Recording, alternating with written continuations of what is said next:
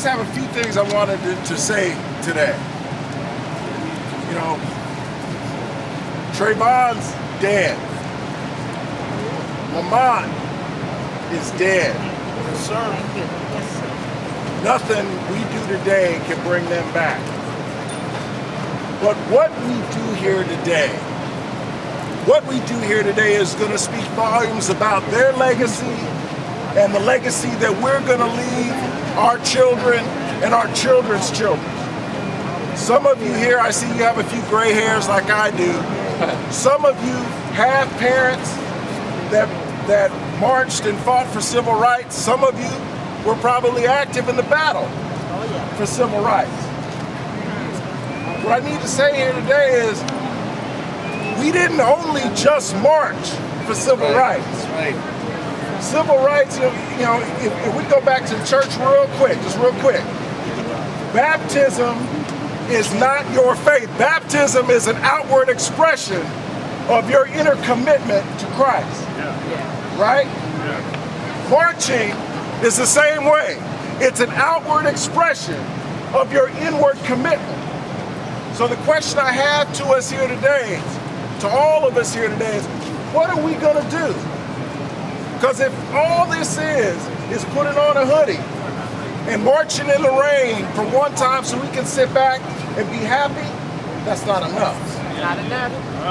If all it is trying to get out our anger and get out our frustration without actually putting forth an effort to actually change things, that's not enough. Understand, the civil rights movement wasn't just 1955 to 1965. There was training, there were incidents, there were training, and there were efforts that were going on from 1910 up to 1965. This is a sustained effort, brothers and sisters, and it takes everybody. This is not just a fight for black people. This is not just a fight for brown people. This is a fight for everyone, because as my brother said a second ago, if your rights are taken away, if my white brother's rights are taken away, they're a threat to me. That's right. If my rights are taken away, they're a threat to him. Good teacher. So let me just say this. We have organizations that exist. We have the Sacramento Area Black Caucus. We have the N.A.A.C.P. We have the Urban League. And they need your help. We need your help, because these brothers like Carl Princeton have been walking for you when you guys weren't even thinking about walking. The N.A.A.C.P. has been in this town since 1919. You know how many members they have right now? Probably about 200. You know how many black people are in the county? Over 125,000. Can you imagine the power that we would give the N.A.A.C.P. if every single black person or every single person who supported the African American community and civil rights and justice joined that organization? Then all you would need is one person to walk into a room and make some things happen. But they know how many members the N.A.A.C.P. has. So do they listen? No. Not really. Until she raises hell, and then her own people talk about her because she's loud and she don't talk right and she don't say what we want her to say. We need you. We need you. Not just today, not just out here marching in the rain, and this is great. This is a blessing. But freedom ain't free. That's right. Freedom ain't free. You gotta fight for it. Justice in the rain. That's And right. it's more than just walking. It's more than just making your voice heard. It's about making phone calls. It's about going to the voting booth and voting for people that are going to support your agenda. And if they don't, you vote their ass out. It's real simple.